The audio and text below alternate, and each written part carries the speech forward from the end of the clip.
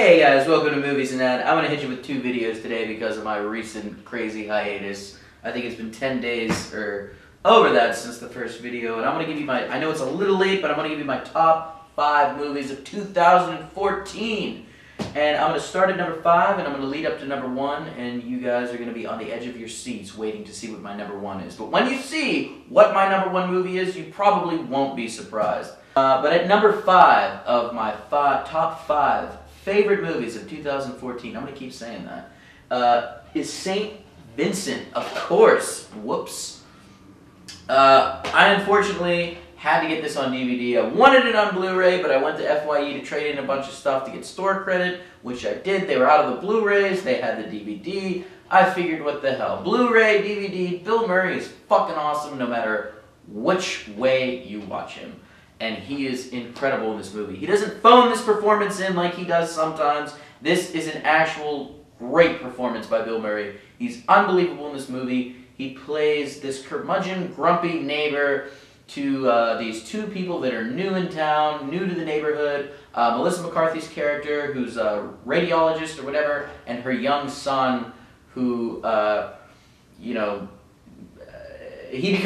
Murray becomes his babysitter and his mentor throughout the movie, and it's fantastic.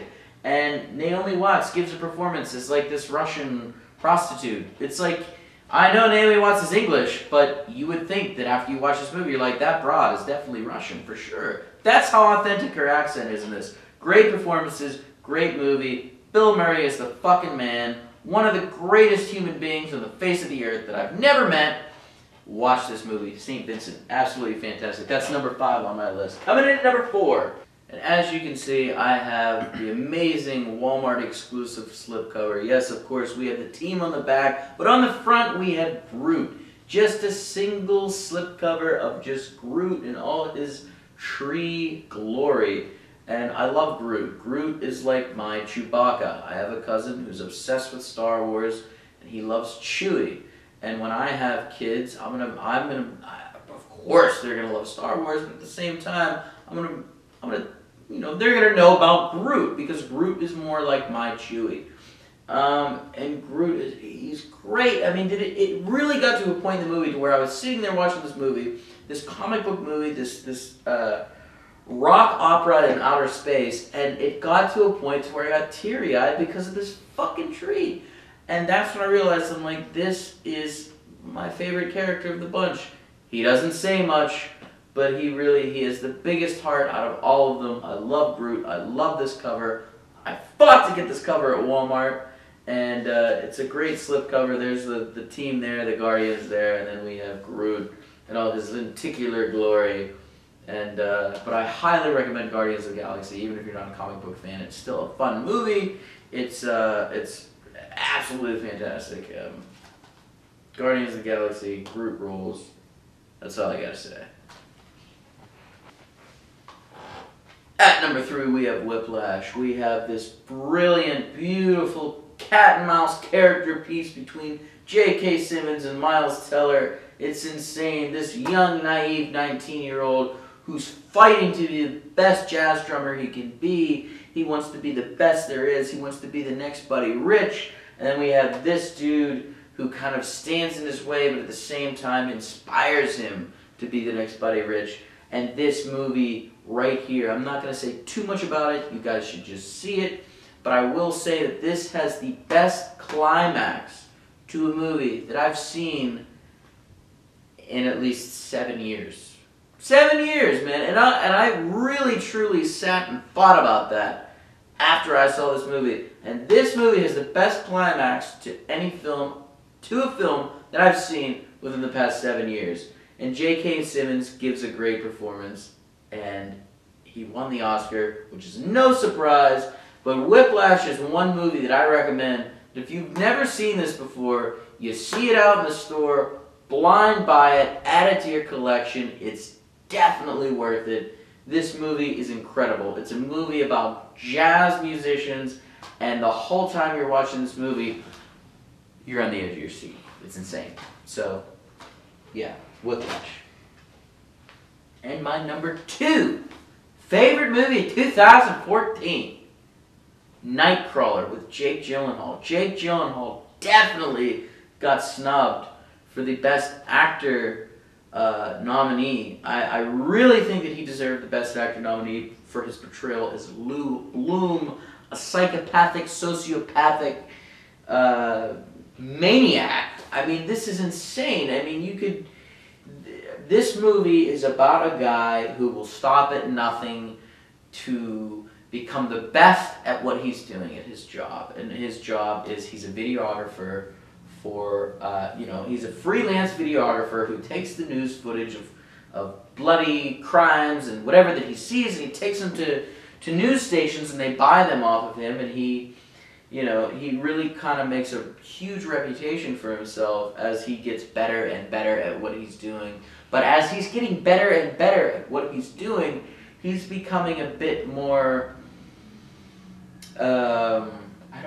he's becoming a bit more of a psychopath. The deeper he gets into his job, the worse he becomes, is the best way to put it. I mean, this guy is not afraid to get his hands dirty to get what he wants in order to get the footage that he wants to deliver to the news station, for money.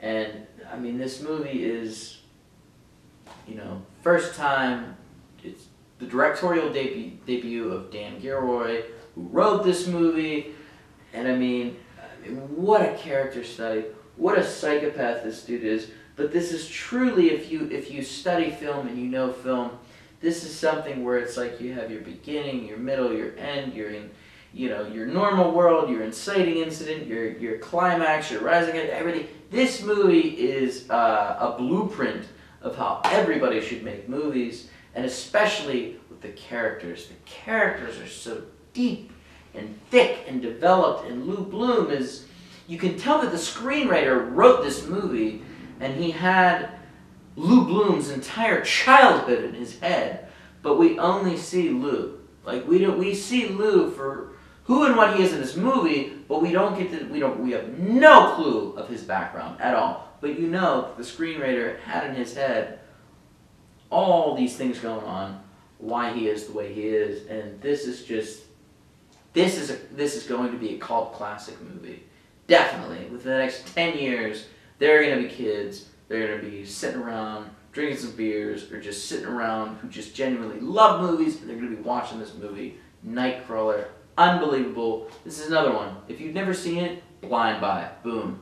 Everybody loves this movie. I don't know anybody who has seen this movie who doesn't like it. I know people who have seen Whiplash who aren't crazy about it for one reason or another that I won't get into. But this is a movie that is definitely worth everybody's time. And number one, of course, Birdman. Obviously. I mean, Pittsburgh native. Gotta love him. Gotta give him props. Michael Keaton. I mean, this was such a fantastic, innovative movie. For me as a movie lover, 2014 was the year that all these movies came out, and I loved the majority of them. Like, I was batshit crazy for the majority of the movies that came out for 2014. Bought a lot of them on Blu-ray. This was the year where I bought the most movies on Blu-ray from 2014, the year that they came out, as compared to all the other years of movies. And I thought it was a great year for movies, and Birdman was the #1 movie of 2014 in my opinion. Like I said, Pittsburgh native Michael Keaton, and then we have this brilliant Blu-ray release. I mean, got the awesome slipcover, and what's unique about this is that this part right here is usually blue, but it's red. This is a red ray, folks. But they're pulling these from the shelves, and they're going to re-release it with blue. So get this while you can, because it's not going to be available forever. But as I said, it's got a beautiful slipcover, and you open it up, and you get the Birdman haunting and torturing Michael Keaton, his Regan Thompson character. And I mean, I can't say enough about this movie. The directing, the acting, the cinematography, the fact that it all was shot in one take, or that's what it looked like. I know it wasn't, but that's what it looked like. That's how they pretty much played it. And I mean, this movie is 100%. It's unbelievable, and it gets into the superhero movie. It kind of makes fun of that. that genre that seems to be quite popular right now that I love. I'm a huge superhero comic book nerd.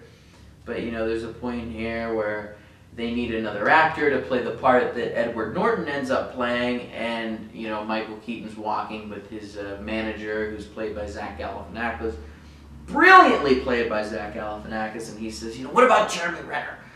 The Hurt Locker guy. He's like, who? Oh, he's an Avenger. He's like, well, he put him in a fucking cape too. And then they got jabs at Robert Downey Jr. and everything like that. And this is just such a great movie, very relevant movie, and it's, I mean, I loved it. And Michael Keaton, I mean, this is unbelievable. So, and this is something that I don't recommend to blind buy, because this is a movie it's great, it's good, it's strange, it's weird, it's not for everybody. I know people that watch 20 minutes of it and shut it off immediately and weren't into it. So don't blind buy this movie, maybe red box it, do whatever you have to do to watch it, and then decide if you want to buy this Blu-ray. But like I said, Red Ray, not going to be around forever. Get it while you can if you're a fan of this movie. I want to give a special shout out to one of my subscribers, DAW Claw. I'm glad you're a fan. I'm glad you appreciate the videos. Thank you for the support, the motivation. And I also want to give a shout out to all my other subscribers. Thank you guys for subscribing. Thank you guys for being so interested in what I have to say that you click that little subscribe button. It means a lot. And this last sip of Mangria is for all of you. Cheers. Have a good weekend.